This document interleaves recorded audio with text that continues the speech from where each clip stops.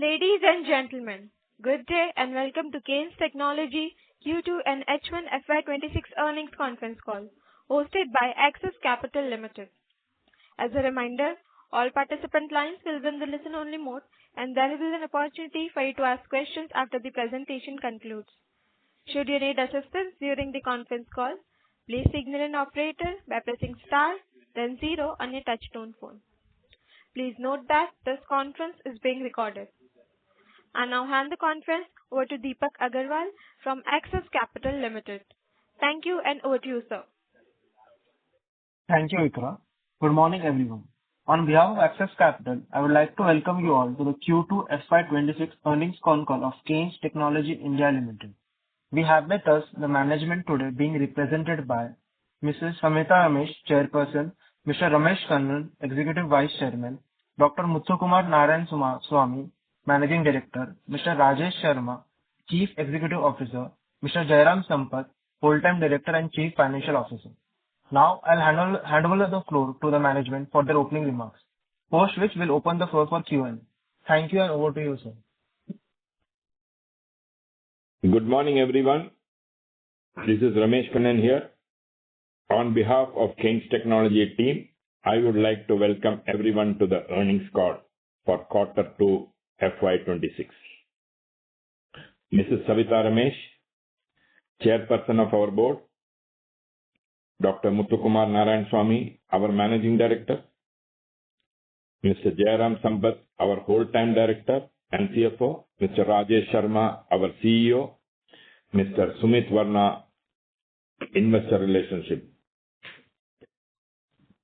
and MUFG IR, our Investor Relationship partner. Let me begin with a brief overview of our financial performance for Q2 FY26. Our total revenue stood at 9,062 million, reflecting a year-on-year growth of 58%. Operational EBITDA for the quarter was 1,480 million, registering a growth of 80% over the same period last year. This translates into an EBITDA margin of 16.3%, an expansion of 190 basis points year-on-year. Profit after tax came in at 1,214 million, representing a PAT margin of 13.4%. These results reaffirm that meaningful growth comes from the alignment of vision, strategy, and disciplined execution, a balance that enables us to build capabilities, deepens partnerships, and shape the future of electronics manufacturing. As we are successfully transforming from being an electronic manufacturing service EMS player to a fully integrated electronic system design and manufacturing ESDM company with enhanced ownership across the product lifecycle. This integrated approach allows us to build deeper, longer-term relationships with global customers and deliver differentiated values.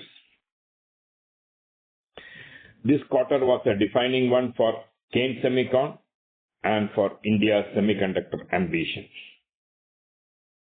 At our Sanand OSAT facility, we reached an important milestone by successfully delivering India's first commercially manufactured multi-chip module, IPM5, in collaboration with Alpha and Omega Semiconductor and Mitsui and Company. This achievement is not just a technical breakthrough, it symbolizes India's coming of age in high-value semiconductor manufacturing. Our anchor customers, AOS and L&T Semiconductor, represents the trust and confidence global and domestic leaders have placed in Kaynes' capability to deliver world-class solution at scale from India. These partnerships span multiple geographies and business ecosystem, underscoring our role as a bridge between global innovation and India's manufacturing strength. Further, our strategic collaboration with Infineon marks Kaynes' entry into MEMS-based true wireless stereo packaging, strengthening our participation in the fast-growing consumer and IoT electronics segment. Together with Infineon, AOS, L&T Semiconductor, and Mitsui, we are creating a powerful collaborative ecosystem that combines technology leadership, operational excellence, and trusted global relationships. Such partnerships are not just commercial alliances, they are building blocks of a new semiconductor ecosystem in India. They position Kaynes at the forefront of this transformation, enabling us to play a central role in making India a credible, competitive, and sustainable semiconductor hub of the world. With the Sanand OSAT facility now operational and ramping up capacity, Kaynes is not only contributing to India's goal of semiconductor self-reliance, but also helping shape its journey to becoming a new global leader in advanced electronic manufacturing. In continuation with our semiconductor journey, I did like to highlight the equally strategic progress we are making in the PCB manufacturing, the next cornerstone of India's electronics value chain. The recent Government of India approval for our advanced PCB manufacturing projects, including Kaynes, marks a watershed moment for nation's industrial and technological ambitions. It signifies not only policy support, but also India's readiness to lead the high-value manufacturing of critical electronic components. Globally, the PCB market is projected to cross $100 billion by 2030, and India's domestic market alone is expected to grow at a 20% CAGR, driven by demand from EVs, industrial automation, defense, and telecom sectors. Within this landscape, Kaynes' upcoming multi-layer HDI PCB facility in Chennai will position us to capture a meaningful share of its growth. This expansion will not only reduce India's dependence on inputs, but also enable domestic value addition across the entire electronics chain, from chip packaging to system assembly. The PCB, often referred to as the backbone of electronics, determines the reliability, efficiency, and life of every device, from a medical monitor to a satellite system. By localizing this capability, Kaynes is directly contributing to India's self-reliance and global competition in advanced electronic manufacturing. As we stand this inflection point, it is important to acknowledge that India's manufacturing journey has never been without challenges. There were times when global supply chains moved faster than our own, when policy and infrastructure were still catching up, and when the world looked at India as a market, not yet as a manufacturing power. But time and again, India has proven its ability to adapt, innovate, and rise stronger. Today, India is not only following the global trends, we are shaping it. We are moving from being participants in the global value chain to become architects of it. Powered by policy support, engineering excellence, and a new generation of companies that believe in India's potential. At Kaynes, we see the transformation not just an opportunity, but as a responsibility to prove that world-class innovation and manufacturing can thrive in India at scale with global quality standards. The India story is no longer a promise, it is a performance, and its momentum is only beginning. As we reflect on another strong quarter, it is clear that growth becomes meaningful only when guided by vision and purpose. At Kaynes, our journey is driven by a single ambition: to build a globally respected technology enterprises that powers India's transformation into a deep tech and manufacturing leader. Before I conclude, I extend my heartfelt thanks to our investors, partners, employees, and customers for their trust and support. With that, I would like to hand over the call to Dr. Muthukumar Narayanaswamy, our Managing Director, to express his vision for the company. Thank you. Thank you, Mr. Ramesh, and good morning, everyone. It's really my privilege to join the Q2 earnings call on the back of yet another stellar performance by the company under the leadership of our Executive Vice Chairman, Mr. Ramesh Kannan, and the Kaynes team. I wish to brief about some of the important initiatives that we have undertaken to bolster performance of Kaynes Technology as an excellent organization. Our focus will be driving the company's transition from a service-led EMS model to a product-led ESDM-driven enterprise, as indicated by our Vice Chairman.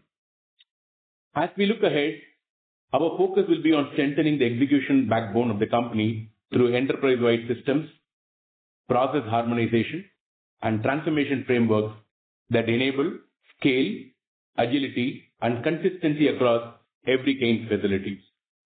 We are entering a phase where execution excellence will define leadership, and Kaynes is poised to lead from the front. Our priorities are clear: to drive significant improvements in productivity, cost, and delivery, while embedding a culture of total predictive maintenance across all sites. This will not only enhance asset reliability, but will also instill mindset of ownership, discipline, and continuous improvement at every level of the organization. TPM is not just a process initiative, it's a way of thinking, it's a culture that ensures operational precision and sustainability. In parallel, we will undertake a structured program of business process restructuring and digital transformation, redesigning the workflows, integrating systems, and leveraging the data to build a truly connected enterprise. The next frontier for Kaynes lies in IoT 4.0, a low-cost automation and advanced quality management system where real-time insights drive smarter, faster, and more consistent decision-making process. As the cost of employee continues to rise, automation and data-driven optimization will be the key to maintain the competitiveness of our organization. Our approach will combine digitalization, predictive maintenance, and process visibility to deliver better productivity, quality, cost, delivery, safety, morale, and environmental performance, the 7 pillars of sustainable operations. Importantly, quality today is no longer a differentiator. It's the base and being taken for granted. What will set Kaynes apart is our ability to deliver quality with speed, reliability, cost efficiency, and intelligence. We'll continue to invest in next generation information systems, enabling better integration between manufacturing, supply chain, and ensure agile customer delivery. As we advance this transformation journey, our aspiration is clear: to make Kaynes synonymous with operational excellence and execution leadership, setting the standards that others in the industry aspire to reach. People define the strength of any organization. At Kaynes, we will focus on developing our talent pipeline and enabling more individuals to take on the leadership roles that shape the company's future. As the chairperson and vice chairman continue to tell, Kaynes' focus will continue to be on customer. We'll stand as a customer-focused company. We'll continue to focus on innovation and make sure that we constantly make improvements in every process, people, and product. And of course, people are our key. So a focus on customers, focus on innovation, and focus on people will make this truly a world-class organization. I'm confident with our talented team, shared purpose, and commitment to excel. Kaynes will continue to define the future of Indian manufacturing on the global stage. With this, I'd like to hand over a call to Mr. Jairam Sampath to take you through the detailed financial performance. Over to you, Mr. Jairam. Thank you, Dr. Muthukumar. Thanks to everyone for joining today's call. As we start a new quarter, I'm happy to share Kaynes Technology's financial results for second quarter of FY26, and I will share with you the highlights of the same. Our revenue stood at 9062 million rupees, reflecting a year-on-year growth of about 58%. Operational EBITDA for the quarter was 1480 million, registering a growth of about 80% over the same period last year. This translates into an EBITDA margin of about 16.3%, an expansion of 190 basis points year-on-year. Profit after tax came in at about 1214 million rupees, representing a PAT margin of 13.4%. Our current order book for Q2 FY26, which stands at 80,994 million, compared to 54,228 million in Q2 of FY25. Also, let me take you through our robust half-yearly financial performance for the first half of FY26. The total revenue for H1 FY26 stood at 15,797 million, demonstrating a year-on-year growth of 47%. Operating EBITDA came in at 2,610 million, making it an increase of 75% year-on-year and resulting in an EBITDA margin of 16.5%, an expansion of 270 basis points over last year for the first half. Profit after tax reached 1,960 million rupees, corresponding to a PAT margin of 12.4%. These results underscore Kaynes' unwavering focus on maintaining industry-leading growth rates and best-in-class margins. Efficient working capital management, strategic supplier collaboration continue to drive the cash flow improvements and operational resilience, keeping us ahead in a dynamic industry. Kaynes' journey in Q2 of FY26 is marked by powerful synergies we continue to unlock through a backward integration into high-density interconnection PCB manufacturing and parallel integration into OSAT and semiconductor packaging. These moves not only streamline our production process and enhance the supply chain control, but also create margin-accretive opportunities and deliver sustainable value to our stakeholders. By connecting PCB and OSAT capabilities, we amplify innovation, operational efficiency, and product quality, yielding cost advantages and enabling Kaynes to serve end-to-end requirements for high-growth verticals. Inorganic expansion continues to be part of our strategic toolkit. Our integration of global businesses, especially August Electronics, further adds synergy, accessing new talent pools, customer bases, and high-margin markets. Kaynes is envisioning the future of the Indian EMS and ESDM industry, positioning itself not only as a leading manufacturer but also as a core innovation partner driving technology transformation. We are building capabilities that extend beyond traditional manufacturing to encompass embedded systems design, advanced prototyping, and seamless integration across electronic systems. This forward-looking approach enables us to co-create next generation of products with customers, delivering holistic end-to-end solutions that are agile, scalable, and innovation-led. With our expanding expertise and technological depth, Kaynes is set to shape the future landscape of India's electronics sector, empowering it to be a global hub of engineering excellence and product innovation. With this, I complete my initial remarks, and I would like to place on record my heartfelt thanks to the Axis Capital team for hosting this earnings call. I'd like to thank all the participants for committing their valuable time on a holiday, especially for attending this call. So I hand it over to the Axis Capital team for creating the question list, and then we are all here to answer them. Thank you very much. Thank you very much. We will now begin the question and answer session. Anyone who wishes to ask a question may press star and 1 on their touchtone telephone. If you wish to remove yourself from the question queue, you may press star and 2. Participants are requested to use handsets while asking a question.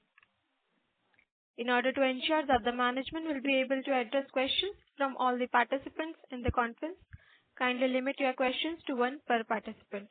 Should you have a follow-up question, please rejoin the queue.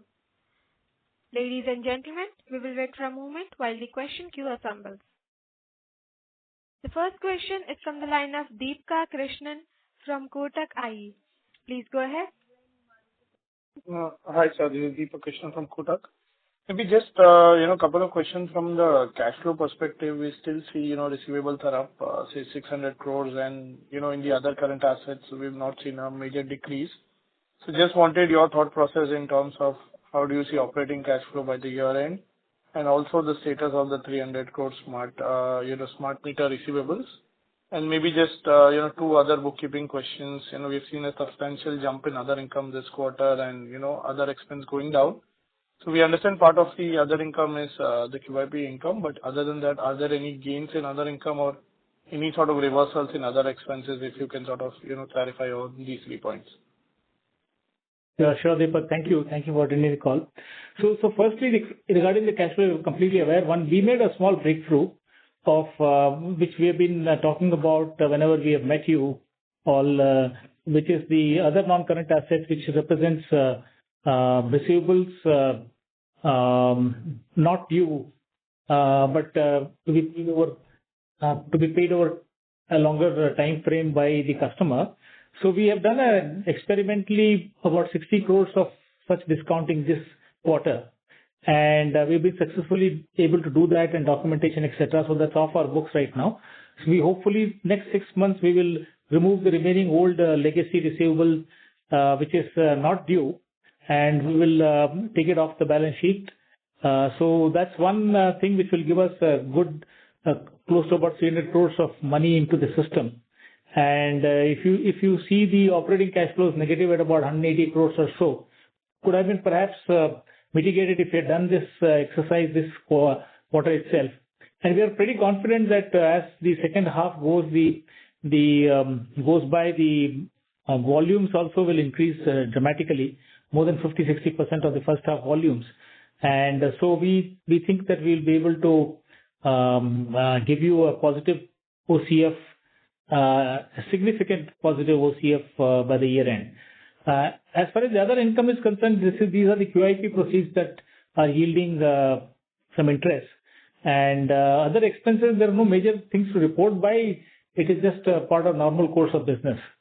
So these are the few clarifications to your questions. And maybe just on the copper clad laminate, if you could sort of help us with the unit economics of that, how much of that would be sort of captively used, how much are we looking to sell external? If you have a follow-up question, please rejoin the queue. Okay. We will come back to you, Deepak. Anyway, thanks for this question. Sure. Huh? Next question. Thank you. The next question is from the line of Saksham Mongia from Diamond Asia. Please go ahead. Good morning, sir. Thank you for the opportunity. I hope I am audible. Sir, I have just one question. We were not able to maintain the guidance for this quarter, and the same situation occurred in one of the previous quarter last fiscal year as well. So could you please share the full year guidance and what gives the company the confidence to achieve it? And also, what are the strategic steps that are being taken to ensure that we meet our guidance? This is from my answer. Thank you for this question. It's an important question. See, fundamentally, we look at ultimately at the end of the day, what matters to us is long-term sustainable profit. And that is driven by long-term sustainable profitability of all products across all verticals and also a good, healthy order book. Yeah, there are between quarters, there are some small, let's say, ups and downs in the execution of orders, which is driven more by some supply chain related to problems and so on and so forth, which we are also nailing down. But if you look at our order inflow, the total order stood at about 8,000 crores or so. And the monthly order inflow has gone up compared to the first quarter, which is what defines actually the health of the business. And so an upswing in that essentially means that there is good, strong traction with the customer. So if there are some small tweaks to be done with our supply chain and all that and make sure that we start delivery. So quarterly basis, you might see some little dips here and there, but we are pretty confident that we will hit the annual number for our profits as well as operating EBITDA and broadly reach the revenue targets also that we have mentioned. As you know, this quarter we have also integrated August Electronics, and I'm happy to tell you that they also have quite as expected a robust business with profitable customers. And as I speak to you today, one of the very large companies in the world, they are visiting our facility in Chamarajanagar to qualify us. And those of you whom I have met earlier, I have mentioned to you that we will do Industry 4.0 equipment, which is RF testing equipment for these chaps. So the business is pretty strong. Profitability is on the upswing. It is not merely in one particular area, it is in all the areas. In fact, across the verticals, we have had gross margins sustaining up and showing up. In fact, this particular quarter, we had somewhat smaller percentage of industrial, and still the total profits went up because of operating leverage. So we continue to do that, and in the second half also, you can expect this trend to continue. Next question. Thank you, sir. Thank you. The next question is from the line of Pranjal from Morgan Stanley. Please go ahead. Thanks for taking my question. My question is on the recent projects that we have won on the bareboard PCB. So if you could just kind of highlight in terms of are we looking for any technology collaboration here, and what the indicative equity proportion could be with the tech partner, and any ballpark margin guidance that you could kind of elaborate in terms for the HDI capacity that we are kind of setting up. Yeah. So firstly, margin guidance I cannot give you at this point in time. The factory is just coming up. But suffice it to say that it's definitely going to be higher in terms of whatever the total consolidated margins there are. In fact, significantly higher than this. And also the approval that we have got is for the second phase of our expansion into the PCB, for which we are in the process of. We have received the government order for the subsidy, capital subsidy. So the first phase of this particular thing, we are doing it in Chennai, Oragadam, and the second phase for the balance, for which the Honorable Minister for Information Technology and Railways had issued us the government order. So that is being done down south, and we think that this also represents, this has been done after scrutiny of our proposal by the government, both in terms of technology as well as in terms of its ability to deliver fast. And we are happy to tell you that on both counts, it has worked very well. We are attempting largish scope in the PC board, especially in tune with the PCB requirements of the future, which are likely to be high density, multi-layer, flex boards, and so on. So from that perspective, we have put together a capex for the first plant. Firstly, we will start with multi-layer boards. We are attempting to do up to about 76 layer boards. And then secondly, we will implement HDI. Concurrently, we will implement the flex board, and then of course the high density interconnection. So there are many customers. We have about 16 customers who have having strong interest. And we think that by the end of this year, the plant should be ready. And at least the phase one in the Oragadam area. And once that is ready, then maybe some customers' approvals also will be there, and we'll start shipping, like I have communicated earlier, from the month of April onwards. And we are also covered under, as you know, PLI scheme. So we'll have clear 6 years of coverage under the PLI. And as we get a little more confident and the capacity ramp up in the Oragadam phase 1 plant, we will start off the phase 2 plant. We have about 3 years time frame to complete that activity, and we are pretty confident that we will do that.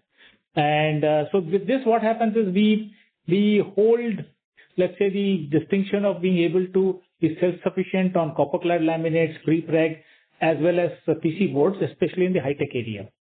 And as you know, Kaynes Technology is also a user of PC boards. Almost 10% of our total sales money is spent on PC boards. So we hope to get some important cost down because of being able to manufacture the high-tech PCBs ourselves.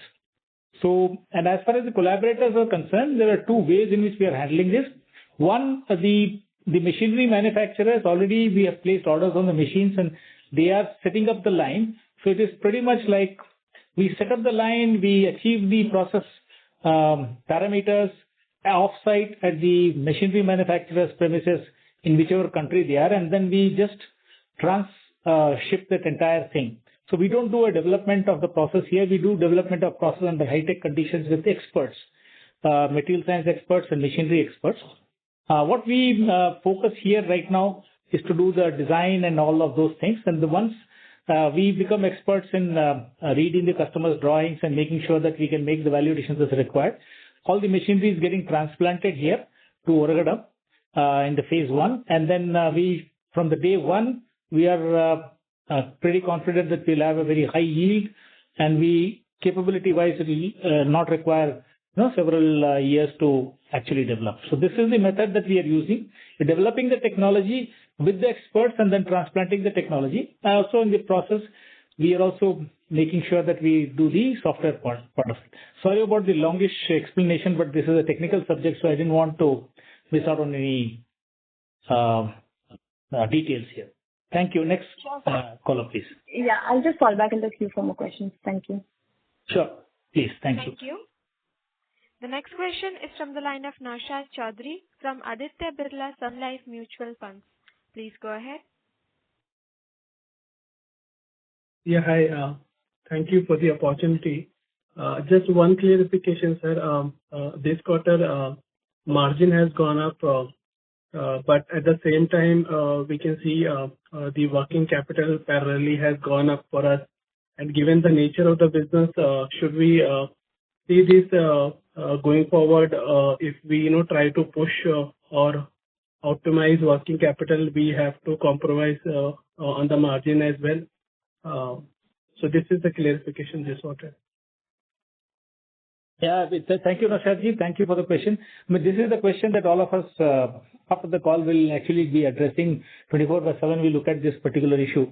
But it's good news also because most of the inventories have been acquired during the latter half of the quarter. This is in, as you know, the order book is also kind of filling up quite fast. So we need to make sure that because of supply chain glitches, we don't miss on delivery. So we are going a little more cautious here. So we do more than required amount of inventories somewhat, and we don't curtail. But of course, we are trying to look at the optimization through vendor managed inventory, for which our president of supply chain has been tasked with this job, and this quarter he'll come out with a definitive plan. I've been talking about it, I think last time I met some of you and you also have mentioned to you. So we have not taken any benefit of the vendor managed inventory, which is basically the distributors keeping stock on our behalf in India, so that we can rid the burden of us for at least a reasonable period of time, 2-3 months kind of thing. So hopefully we'll succeed there. So we are quite pleased with this thing, and the increase in inventory is a reflection of strength of the business actually at this point in time. And hopefully by end of this year, we will bring it down to the kind of numbers that we are talking about in terms of working capital days, net working capital days. So we have two items which we focus on, of course, inventory and receivables. And in answer to the first question from Mr. Deepak, I had mentioned to you that some small portion, about 300 crores, we'll try and get rid of by discounting and getting off the books. And so that plus this BMI vendor managed inventory nearby, you will see a significant improvement by the end of this year on our working capital performance, which has been of concern to a lot of people, saying that, are you consuming more resources than generating the cash? So we will have positive OCF and we'll have lower net working capital by the end of this year. Without compromising on margin? No, of course not. Of course not. We ultimately have to make money. Yeah. All the best, sir. Thank you. Thank you, Mr. Thank you. The next question is from the line of Siddharth Vera from Nomura. Please go ahead. Hi, sir. Thanks for the opportunity. Sir, first question is on the order book. So this close to 8,000 crore order book, does it include any orders from the OSAT and PCB segment as well? So, or this is purely EMS? So first clarification on that. And second, sir, on the investments on the OSAT or PCB side, would you probably broadly highlight how should we expect the investments to be over the next 3 years, and by when is the subsidy element expected to be sort of received, both from central and state? Yeah, Siddharthji, thank you for the question. See, firstly, this order book does not yet contain the orders that we have, the LOIs and orders and contracts that we have executed in OSAT. Once we start commencement of operations there, we'll certainly start maintaining that and start reporting that too. But suffice it to say that almost 60% of the capacity is already committed by large players, and they have actually gone on record in public itself to say that there are people like Alpha Omega Semiconductors, Larsen and Toubro Semiconductor, also Infineon. And then we, like I said, there is a list of another 14 people who probably want to work with us. We are being a little selective because, as I have been explaining earlier, we want our product portfolio to be profitable. So we don't want to fill it up with just the legacy or low-end work. We want to also add a medium range of advanced packaging as well as the cutting edge or bleeding edge technology of silicon photonics, co-packaged optics, and things like that. So that's the thing. We'll add the order book maybe by the end of the year. We will probably talk about the order book on this business. As far as PC board is concerned, the 1400 crores was taken care of by the QIP 1, and then the expansion of that basically will lead to copper clad laminates and pre-preg plus one more PCB factory down south near Tuticorin. And so for that, we are preparing the detailed project report right now, because now we are clear about the government incentive and the government's capital subsidy that is coming in. So we should probably shortly have that ready. But it's as a broad guidance, I can tell you that the PC board factory in Chennai will start generating cash in a couple of years' time, and that cash will be sufficient to start our equity infusion into this particular project. And with some small bridge loans, I think we should be able to complete this project unless we increase the scope further. That is, as this government has given us approval of about 3,700 odd crores of capex. So I think we should be able to do this on our own steam with a mix of internal generation of cash as well as some small bridge debt. And so that's how we look at it, Siddharthji. Got it, sir. Thanks a lot. I'll come back in the queue. Thank you. The next question is from the line of Bhavik Mehta from JP Morgan. Please go ahead. Thank you. For the question, we have done capex of around 840 crores in one edge. So how should we think about a full year capex this year and next year? And just a clarification on that, is this a gross capex or does this include the subsidies received by the government, or so this is like a net number? Yeah, so the subsidies issued by the government, as for the ECMS scheme, as you know, this is about 25%, and state government also gives. State government number is broadly it's confidential between us and the state government because we enter into an agreement with them. But let me put it this way: total equity that we have to bring in is about 30% of the total capex only. And so for 1400, we have already done the finance planning. For the remaining 23 odd 100 crores, and perhaps there could be scope increases later. So we have to bring in about 600 to 800 crores of money from equity perspective, which we are quite confident that from year 3 onwards of our Kaynes circuits, every year we do about, let's say about 15% of our sale as probably the operating cash flow, if not more. And because these are mostly large customers, export customers, and high yielding products. So we should be able to finish our equity contribution in a 2 to 3 years time frame at about 250-300 crores per annum. And so that will give us also compliance with the government's requirement that we should complete the project when, let's say, we start with next 3 years and then complete it in the next 3 years thereafter. So from that perspective, we don't see any challenge in terms of being able to fund this. Of course, this is all assuming that the scope remains the same. Supposing scope considerably improves, then we'll have to think about how to do this further, because the demand is pretty strong. We have not yet completed full assessment of what customers require. Many of our customers by themselves are willing to underwrite the entire capacity. So we are contending with a different type of an issue. But on an as-is basis, we don't have any financing issues at this point in time.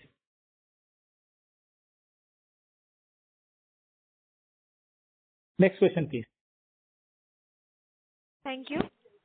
The next question is from the line of Smeet Sinha from M Acquire. Please go ahead. Yes, thank you.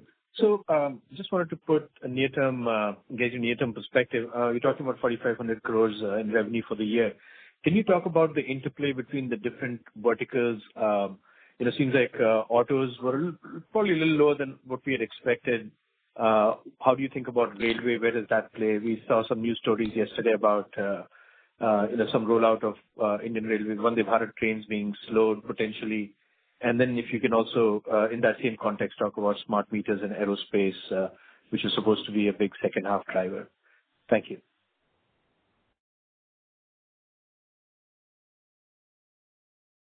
Yeah, hi. Thank you. Sorry, I was on mute.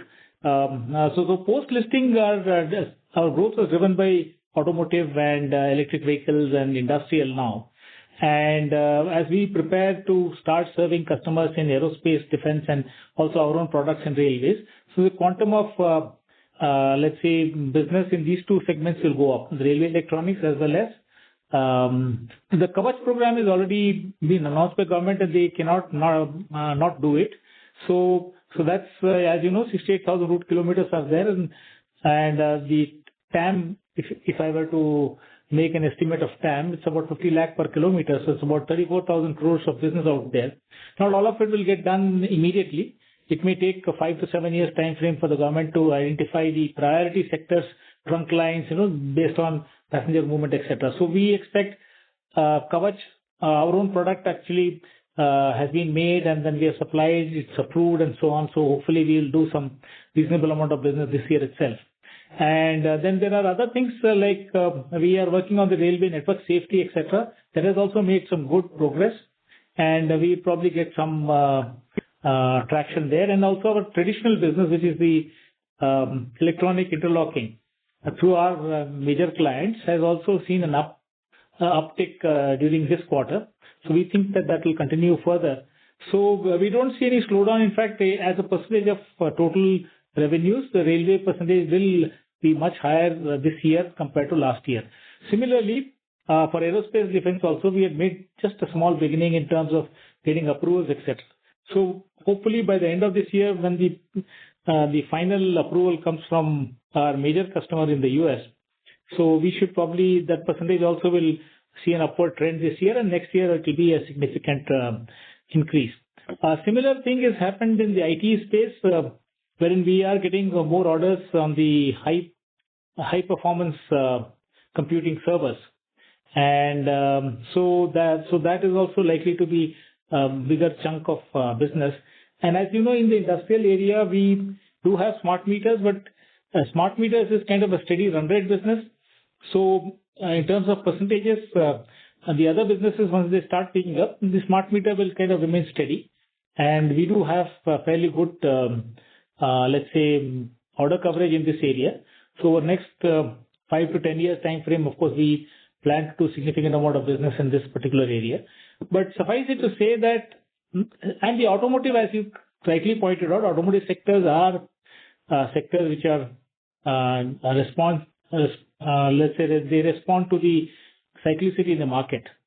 And but we have not, fortunately for us, due to the rationalization of GST and all that, and that fillip that was given by the government recently. So we got benefited, and in fact, now there is a lot of traction and there's a lot of push, and most of the customers here at our doorstep trying to make us supply material. And as you know, we had acquired one of the largest, I think he is top 10, maybe third largest tier one in the world. I had talked about it earlier on. And so we have now very good demand from that particular company. Similarly, there are new companies with whom we work in the areas, domestic companies also. The other advantages I want to bring to attention of people is that many of these companies are also asking us capacities for indigenous component manufacturing, starting with PC boards and so on. So as I see, there is a dual benefit here. One, better, let's say, bonding with the customer in terms of larger value addition, and then also better profitability for us because we go deeper into the value chain. So as we go forward, we expect automotive to grow at the rate of growth of our company's growth rate, which will be anywhere around 50% plus minus you can take. Similarly, industrial will also grow, but industrial in the industrial segment, there are other segments other than merely the industrial EVs. There are other things than the smart meters, etc. So they will also start going. We have started getting orders in those areas too. So, but suffice it to say that I think that will also remain a primary sector, around 40% of our total. Similarly, our automotive is about 26% of our total. And we hope to get into two-digit number for railways, electronics, and then of course for the aerospace defense, we'll come nearer to this 10% number in a couple of years' time. We already are about 12% in the IT and IoT and space. And of course, we are also doing some high-end consumer work, which is not the appliances of like the TVs, etc., but something else, something a little different, which is more high-tech for export markets. So we think that this portfolio is reforming itself back to the original number, so that the combined profitability or the blended profitability will also get a upward trend in addition to getting operating leverages. So we are pretty confident that we should be able to match not only revenue growth but also the profit growth. Got it. Thank you. Right. Thank you. The next question is from the line of Akhilesh Bhandari from North Rock Capital. Please go ahead. Hi, sir. Thank you for taking my question. So firstly, on the receivable part, so even if I adjust for the 300 crores of the financing which you're looking to do, on a trailing 12-month basis, still the receivable days would have increased by around 15 to 20 days. So even except that, we are seeing a receivable increase. So any thoughts on this, please? You're right. There is a skew of billing towards the end of the quarter typically. And it's like 1, 2, 3. So is the billing within a quarter, and then 1, 2, 3, 4 is within the year for the respective quarters. These are affected by two things. One is cyclicity of business and orders, etc., and also pushed by our customers. So everybody wants to achieve quarter-end numbers and so on. So a lot of business gets done in the last month. So we are trying to work on two fronts. One front is, of course, taking care of the older number so that we free up some cash. And then the second one is we are also working with the customers themselves for some kind of an invoice assignment and discounting so that the burden on the company comes down. That means the moment we deliver, we would like to collect that. So this also helps us in terms of making sure that all monies are collected and there are no troubles. We are aware of this. We are trying to get rid of this extra 10-15 days, but there will still be cyclicity always quarter end, especially as we go forward. The March end will be probably pretty strong billing. So you will see this a little bit of trend for the next couple of years or so. But having said all of that, we still want to bring down the net working capital. So we will make sure that we will have financing solutions, plus also we'll make sure that the vendors chip in so that we can control the inventory. So that as a bucket inventory, receivables can be controlled, and then payables, I think we have maximum whatever we can extract is there. We don't want to do an additional, let's say, extraction of number of days from our suppliers, because as you know, price sensitivity comes into picture. So whereas many of our peer group companies, etc., they all talk about 6 months payables, etc. But we don't do that. So we are sure that even though there are these increases in receivables, we will compensate by reducing inventory. And by the end of the year, we will make sure that we get to a lower number than even FY25 number, much lower number in terms of net working capital days. And your cash flow statement shows Sorry a to interrupt, provision Akhilesh. for doubtful debts. Please rejoin the queue. If you have a follow-up question, please Sure. rejoin the Thank queue. you. Thank you. The next question is from the line of Aditya Bhartia from Investec. Please go ahead.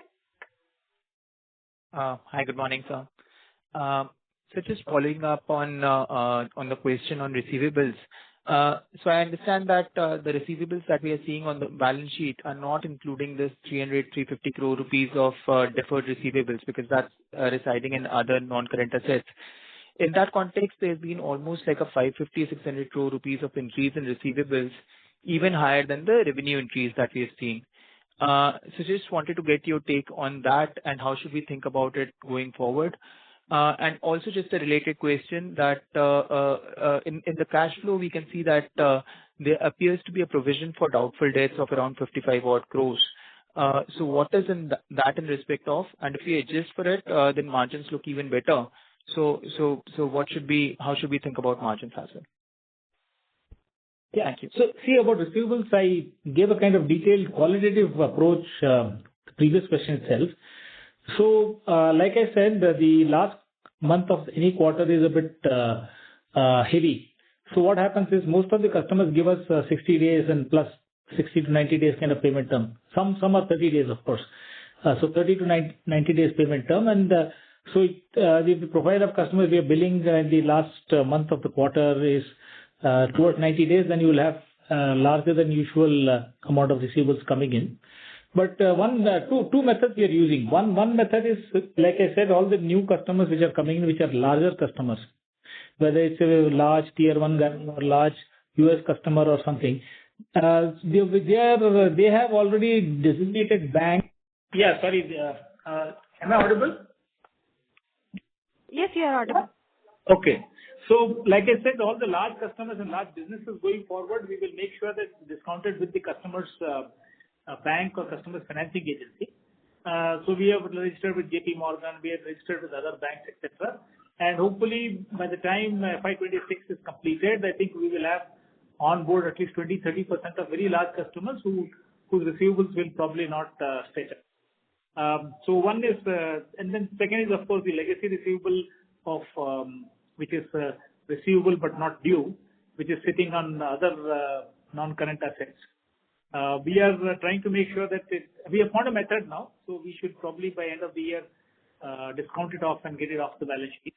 So these are the two methods we are making sure that we. And on the improvement front, what happens is if we ship to the customer evenly, so that has something to do with improvements in terms of our ability to ship evenly. So even within a month, first week to fourth week, there is an increase, right? So we are trying to see whether from day one we can ship material which is, let's say, required by the customer rather than wait for the end of the month. So these kinds of things will probably reduce our receivables and also inventory directly by about 5 to 10 days net. And in addition to that, of course, the other methods of VMI plus customer-led bank discount, and then of course factoring off our books. So these 3-4 methods we have to make sure that by the end of the year you will probably see some reasonable improvement in this front. For doubtful debt that you are having of 55 crores? Yeah. Am I audible now?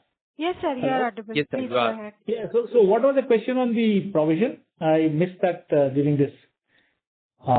So, sir, on the cash flow side, in the cash flow statement, we can see that there is a provision of doubtful debts of around 55 odd crores that we have created in this first half. So, wanted to understand what is that in respect of, and if we adjust that, then it means that margins could have possibly been higher by even another 3 odd %. Yeah. So, just wanted to get your perspective on margins as well. Yeah. No. Obviously, the conclusions are right. They are arithmetically correct. But the fundamental thing is the provision is driven by accounting policies, okay? Whereas just because we provide for it doesn't mean that we don't go and collect it. So we have done a lot of old collections and so on too, though we may have provided for it and so on. But our auditors will have us provide for debts which are aged and for some reason uncollected debts, etc., etc. So that's the thing. And going forward, we'll reduce this also. See, the improvement in receivables means essentially current collections should be highest and the old collections should not be there at all. Old collections should have been collected. So that's possible, like I said, through systemic method. One method is, of course, you improve the evenness of billing. The second method is you make sure that you discount it with the customer's agency, because then there is nothing, it just goes off the books. He's received the material, he pays us the money. Of course, we have to provide for some little cost of that in our costing, which we are able to do. And third is, of course, some of these things, odd cases like the other one, which was there, we have to approach some financing agencies, and which we have done.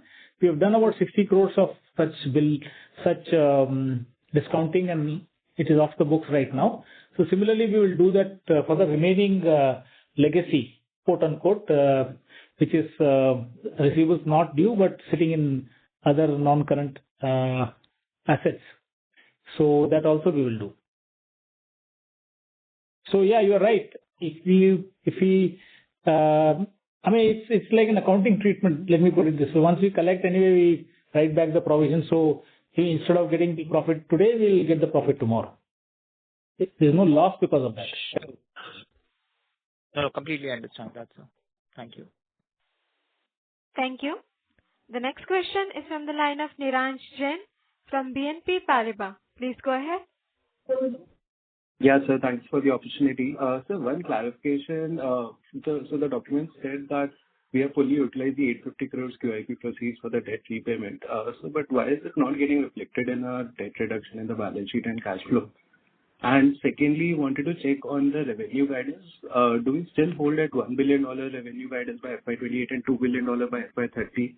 And if you could give a rough breakup of this incremental $1 billion we expect over 2 years in FY29 and 30. Thank you. Yeah, the second question is easier to answer. There is good traction and there is good momentum in the business. So $1 billion by FY28, certainly visibility is there, and we are sure we'll do it. And you and I will discuss, of course, the profile, etc. I can't tell you without, there are lots of confidential agreements, etc. But you can look at the way in which the order inflow is there. So the only thing that you must always... Yeah, hold on. You're able to hear me? Yes, sir. Okay. And so that's the second question. The first question is whether debt reduction, etc., what has happened, etc., why it's not reflecting. I can probably write you, Niransh, the full math and share it, and it's all there actually, but I probably need to point to you exactly where it is and so on. So there is a reduction in debt, and of course the increase in debt is corresponding to increase in inventory. That's what we are saying, that we will make sure that the inventory increase does not happen at our end, but we ask the supplier to keep it so that we don't have to borrow and fund it. So that's something that we are working with our President of Supply Chain, and he has promised that this year end we would have a significant amount of material being kept by suppliers. But otherwise there's nothing untoward. We will probably send you a calculation on this. Not a problem at all. Sure, sir. Thank you. Thank you. Ladies and gentlemen, due to time constraint, this is the last question for today. I now hand the conference over to the management for closing comments. Yeah, thank you. Thank you very much. Very nice questions. And so we'll get back to you. You can always call us, me, Sumit, and if there are some substantive issues, questions, some calculations, we can always share with you. Of course, those in the published domain only I can share. So we'll try and explain to you through data which you already have. Thank you everybody for taking time off during the holiday time. and look forward to meeting all of you sometime during this quarter. Thank you. Bye-bye. Thank you. Thank you very much, sir. On behalf of Kaynes Technology, that concludes this conference. Thank you for joining us, and you may now disconnect your lines. Thank you.